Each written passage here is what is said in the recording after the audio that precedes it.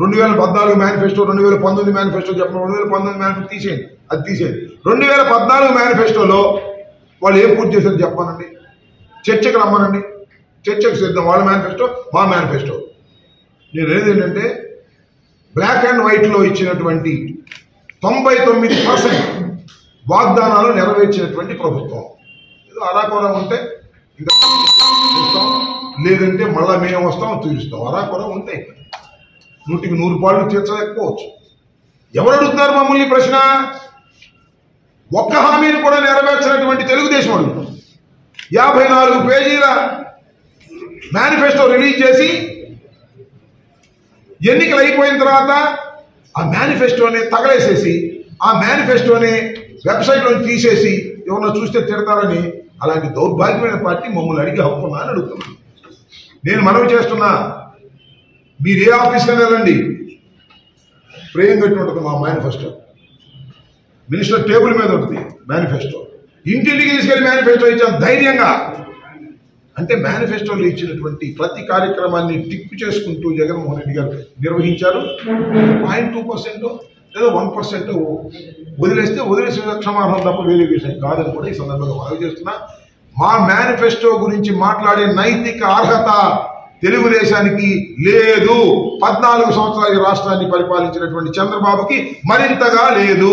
అన్ని వాగ్దానాలు నెరవేర్చినటువంటి వ్యక్తి, 100కి 99% వాగ్దానాలు నెరవేర్చినటువంటి వ్యక్తి జగన్మోహన్ రెడ్డి గారు. 1, 2 ఏపీకి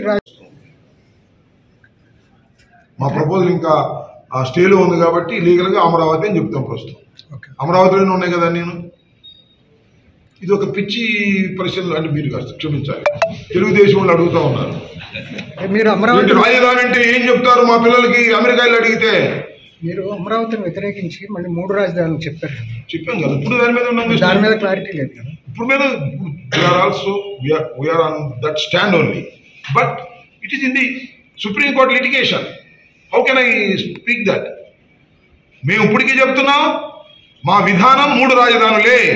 అమ్మో 3 రాజధానులు అయితే కొంప అంటుకుపోతాయి.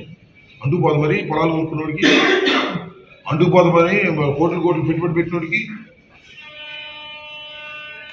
మేము 3 రాజధానులే మా విధానం ఇప్పటికీ ఎప్పటికీ కూడా. దాంతోనే మేము ఎన్నికలకు వెళ్తాం, దానిలో ఏమి సందేహం ఏమి లేదు, మాట మార్చే ప్రశ్నే లేదు. But that is in the court. Stay ఉంది కాబట్టి మేము షిఫ్ట్ కావట్లేదు. ఎప్పుడు స్టే దొరికిపోతే అప్పుడు షిఫ్ట్ అవుతాం. ఇప్పుడు అడిగితే అమరావతి అంటాం, మా విధానం మాత్రం 3 రాజధానులు అంటాం. మళ్ళా మా ప్రభుత్వం వస్తుంది, 3 రాజధానులు చేస్తాం. హైకోర్టు కర్నూలులో ఉంటుంది, శాసనసభ అమరావతిలో ఉంటుంది, సెక్రటేరియట్ విశాఖపట్నంలో ఉంటుంది. ఇదే మా విధానం. దీనిలో ఏ విధమైన మార్పు ఉండదు, ఉండబోదు.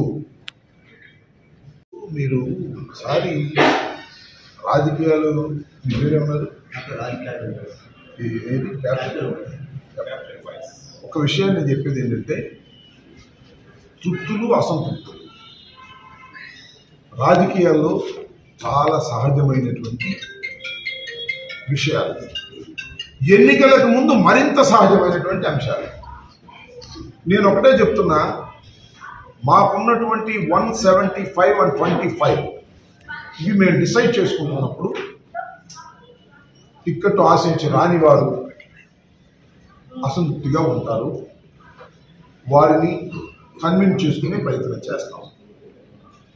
మేము టిక్కెట్టు అనిల్ కుమార్ గారికి ఇచ్చామనగానే ఒక పార్లమెంట్ సభ్యులు పార్టీనే మారిపోయారు. You don't care all these things. మీరు ఒకటే గుర్తుపెట్టుకోమని మనం చేస్తున్నాం. ఈ పార్టీలో ఉండే అసంతృప్తులు ఆ పార్టీలు లేవా? చూద్దాం. వాళ్ళు టికెట్ డిసైడ్ చేయండి, ఏం జరిగిందో చూద్దాం. జనసేనకి ఎన్ని ఇస్తారో చెప్పనివ్వండి, చూస్తాం. ఈ పార్టీ నుంచి వెళ్ళిన వాళ్ళకి ఆ పార్టీలో ఎన్ని సీట్లు ఇస్తారో చూడండి, అప్పుడు చూద్దాం. ముందుంది ముసళ్ళ పండగ, కొందరు ఏ పడాల్సిన అవసరం లేదు. We are very clarity. ఒకటే చెప్తున్నా, టోటల్ స్క్రీన్ మీద ఇద్దరే ఉన్నారు. ఒకరు జగన్మోహన్ రెడ్డి గారు, మరొకరు చంద్రబాబు నాయుడు గారు. ఈ రాష్ట్రానికి చంద్రబాబు నాయుడు గారు ముఖ్యమంత్రి, జగన్మోహన్ రెడ్డి గారు ముఖ్యమంత్రి అంతే ప్రశ్న. ఎన్నికల్లో Pawan Kalyan screen out. Sharmila screen out, Lokesh screen out, BJP screen out. రెండు విషయాలు. జగన్మోహన్ రెడ్డి గారు ముఖ్యమంత్రి, చంద్రబాబు ముఖ్యమంత్రి, దీని మీదే ఓటర్ డిసైడ్ అవుతాడు. ఇది మా విశ్వాసం, మా నమ్మకం. ఎవరు ఎన్ని మారినా, ఎన్ని అసంతృప్తులు వచ్చినా జగన్మోహన్ రెడ్డి గారు 100కి 150 పాళ్ళు ఈ రాష్ట్రంలో ముఖ్యమంత్రి కాబోతున్నాడు. ఇవాళ రాసుకోండి. ఎన్నికలైన తర్వాత మీరే నన్ను అడగండి.